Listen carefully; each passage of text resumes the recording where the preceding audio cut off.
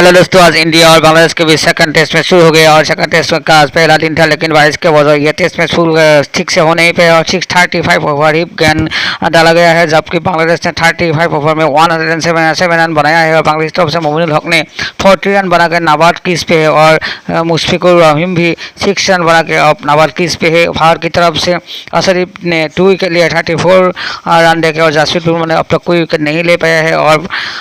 जबकि अश्विन ने पिछले जो 6 विकेट लिया था उन्होंने 1 विकेट लिया है और बांग्लादेश की तरफ से जाकिर हुसैन 0 पे आउट हो गए हैं। साइफुल इस्लाम 24 रन बना के आउट हो गया है। उसके बाद नाजमुल हसन शांता ने 31 रन बना के नॉट आउट हो गए हैं और किस पे है मुशफिकुर रहीम 6 रन बना के नॉट आउट है। और जबकि भारत की तरफ से 2 विकेट लिए है अशरीफ ने और 1 विकेट लिए है अश्विन ने और बारिश की वजह से ये मैच 80 दिन भर हो नहीं पाया, सिर्फ 35 ओवर ही गेंद डाला गया है और कल फिर से मैच शुरू होगा यदि वेदर ठीक रहेगा। Thank you for watching.